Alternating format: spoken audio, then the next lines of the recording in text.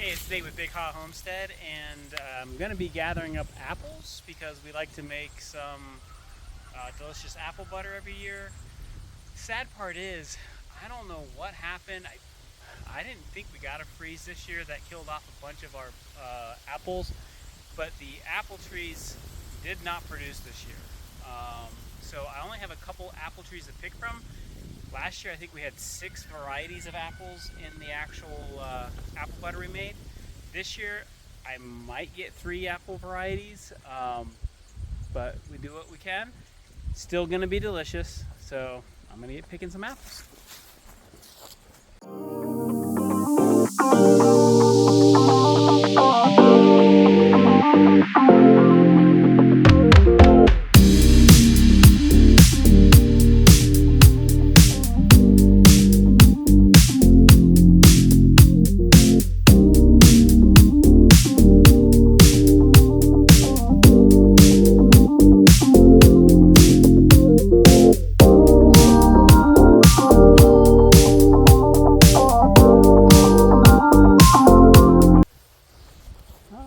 So I'm picking apples, and my picker just broke, so I lost some length here. I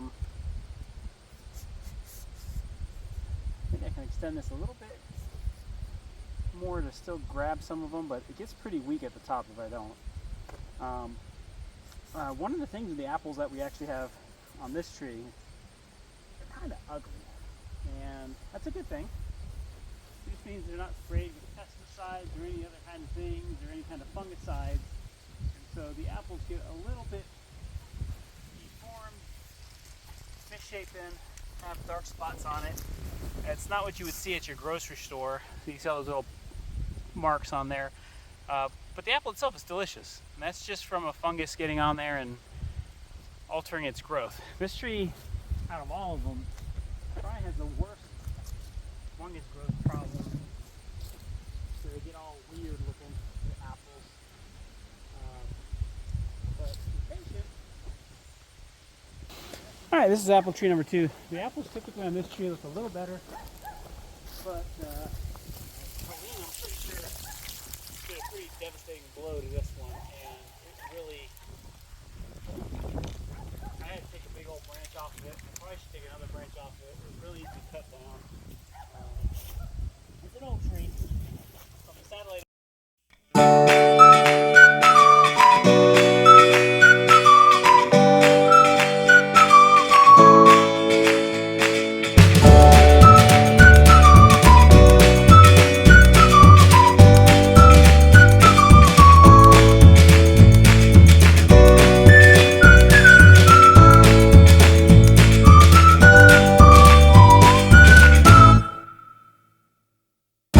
Alright, so I had to go down the road. I just don't have apples this year.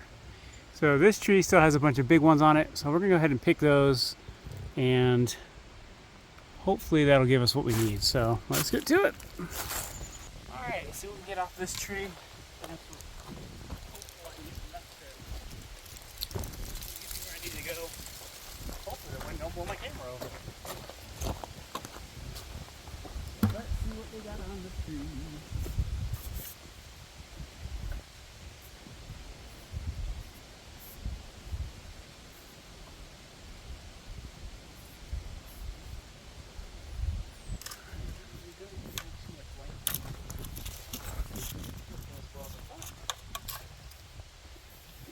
Big eyes. Apples. Apples. Oh, come here, buddy. Alright, let's see what we're getting here. Much bigger. Alright, so I tried to get what I could off those trees. Again, they're such big apples, they're just high up. That's why you shape your apple trees. So this is at the church, and that's what I got. So I'm gonna go up a little higher. There's a, I think they call them wolf apples. They're gigantic, so we're gonna see if there's any up there, because I need some more apples. So this is my last great hope, unless I want to go find somebody else who has an actual apple tree. There are So there's an apple tree there. And those actually look dead now. What happened to all the apples? All right, well, we're gonna walk around to where there's another good apple source. This is where we cut down that knotweed all the time. I'll probably do for one more good session knotweed killing. And the deer definitely come through here. Well, that's my son. He probably has this trail cam up here for the hunt this year. Oh my goodness, I see apples. Tons of them. Red apples in the distance. All right. Well, let's see if I can get over there without getting ticks on me. Just want to know, like, just bring a weed eater and just weed eat through this stuff. But anywho, I don't know if I can reach them, but they're gonna be good. All right, so next time we'll be over there by the apple. We're underneath what used to be a bunch of apples trees here. They're not doing too well. Again, it might be part of what happened, but up there, there's some large apples. If I can get those down there, those are great for making apple butter and stuff. But these trees are all falling down. What I need to do is probably save one of these seeds this year and grow them, because I like to get something similar. I know you're supposed to graft it to get the exact same, but it'll get close. But let's try to see what we can get down there. All right, so got myself a few pounds of apples there again.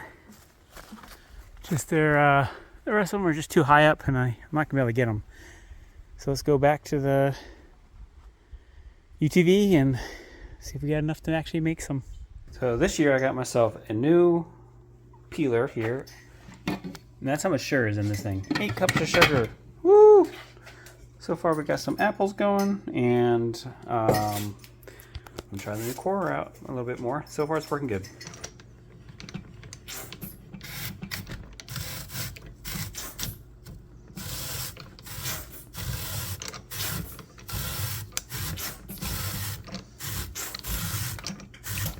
Should have bought one of these sooner. They're kind of fun.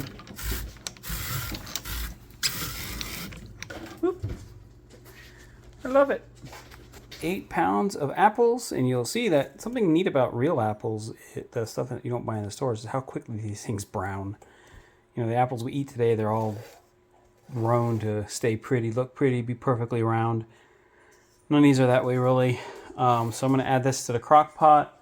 Another nice thing is we ended up getting a huge amount of scraps, so I'm going to take that out to the chickens. And let me get this crock pot filled up. About 4 more hours to go. It's boiling, looking good. Gotta love me some of this goodness. Apple butter, yummy, yummy, yummy apple butter. The jar is all here ready to laid out. I spilled a little on there, but it'll clean off. But there it is, smooth as can be. A little apple butter ready to can once I get the water bath boiling. All right, with that, 8 jars are done. I think they've all already popped. So, can't share that. I was hoping one would pop, but they're done. Year supply.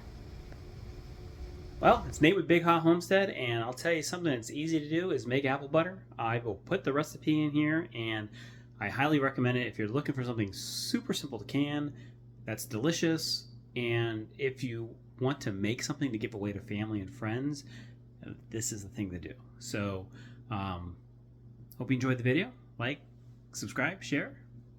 Have a good one.